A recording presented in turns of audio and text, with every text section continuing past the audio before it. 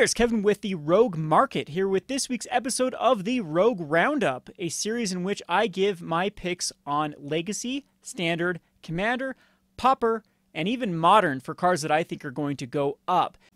Starting off this week, we were going to take a look at Commander with Smothering Tithe. However, my procrastination cost me this week, as Smothering Tithe, when I started recording this video, was around the $5. However, it has been brought to my attention that the Command Cast talked about Smothering Tithe in detail, and of course it had the Command Cast effect, shooting this card up to about the $9. So let's pick a different one for Commander.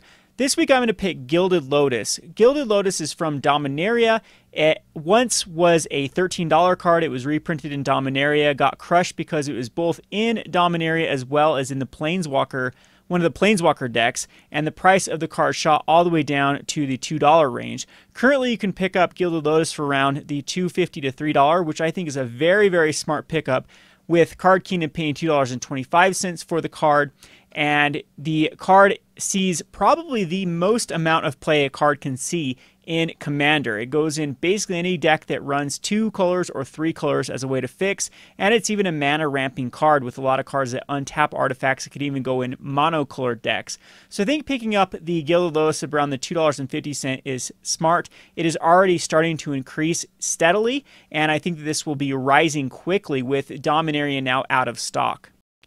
Next up, let's take a look at Pauper. Pauper's a little more promising this week than it has been in the past, with a lot of movement across the board. I'm going to pick a card that's very versatile and goes in basically any deck that has white in it, and this is Prismatic Strands. Prismatic Strands mostly sees play in Black-White Pestilence and Boros Monarch. Both of those have a fairly significant share of the meta, and it goes in many other decks. Like I said, any deck that has white in it, you can justify putting Prismatic Strands because it is a solution to many problems in the format. It can be a fog effect for decks like Bogles, or it can just be a board wipe prevention for any of the Delver decks that are running the Swirling Sandstorms, for example, or can actually protect your tokens against Electrickery. So any situation that seems like you'll have a matchup where Prismatic Strands is actually viable. What I like most about this card, though, is the current negative spread that we have. Card Kingdom is paying $1.50 for this card, and you can find this card from various vendors for $1.25.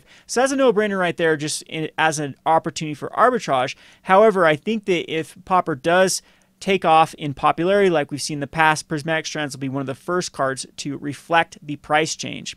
Moving on to Modern. Modern has seen a lot of significant increases for decks that combat the Phoenix. We saw Kalitas go crazy in the past weeks, and I think that Anafenza actually sees more play than Kalitas. Yes, Kalitas does see play in decks like Jund, but if you go into Abzan or Humans, Anafenza the Foremost does a better job than Kalitas, as it's 1 mana cheaper and also slots nicely in the tribal aspect of Humans. Currently, Anafenza sees the most play in the Abzan, kind of the Abzan Jund version, as they are putting 3 of in the main board. Humans will have anywhere from 2 in the main and 1 in the side.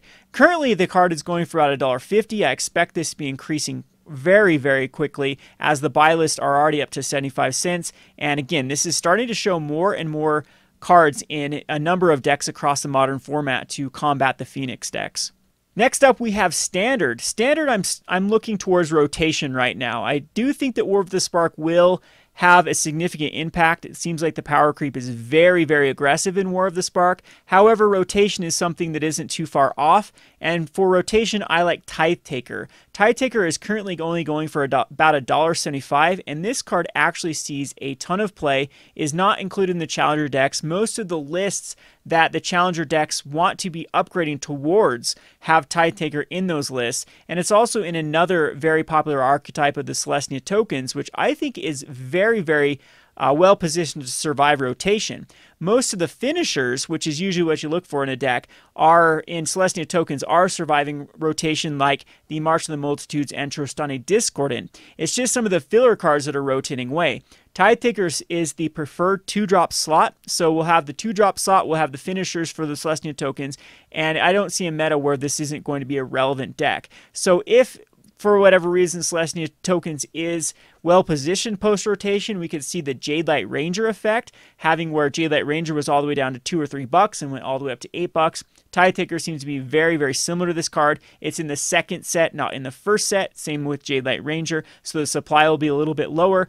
And again, it's going to be very hard for me to see a format that doesn't have some sort of mono white or Orzhov or Celestia tokens or Boros, where Tithe Taker won't see a lot of play in that format. So again, this is going to take a while. I think this is a post-rotation spec, but I think getting in anywhere from $1 to $1.25 is smart. And you could, I think this will easily be $3, $4, $5 range in the coming next standard after rotation. This leaves us with my best spec this week in Legacy, but it's more of a double dipper, and this one is Thalia, Guardian of Thraben. Thalia, Guardian of Thraben sees a significant amount of play in Modern and decks like Eldrazi Taxes, in Humans, and sees a ton of play in Legacy Taxes, which is the kind of the big deck right now to beat. So Legacy Taxes is beaten up on some of the more spell-based decks, and Thalia, Guardian of Thraben is a perfect card in this deck. Usually it is played of as a 4-of. It's played of in many Modern Human decks as a 4-of, and many Eldrazi Taxes decks in Modern as a 4-of. Currently the spread is very, very low. The card is going for about $9.50, but the buy list is already up to $8. This was last printed in Masters 25, which the stock of Masters 25 is very, very low. The boxes are increasing. I think the cheapest I saw a box for is about $165, and that's significantly more expensive than about a month ago when it was in the 130s. So with Modern Masters out of stock from most of the distributors, most of the vendors are going out of stock, I think we're going to start seeing some of these cards significantly start to increase in price. And there are a few other rares in this set that see as much play as Thalia, Guardian of Thraben. Even has some commander play here and there, as it's a Punisher against spells in that format. So I think picking these up anywhere around the $8 range, matching the current buy list, is smart. And this will be a card that will be $15 by the end of the year. I hope you enjoyed this list of cards from this week's episode of the Rogue Roundup. Be sure to check back next week. Or if you're a fan of this type of financial content, be sure to subscribe, like, and comment. What are your 5 cards you're going to be investing in? Be sure to check out my other channel over at roguedeckbuilder.com for our weekly Market Monday episode. Thanks for watching.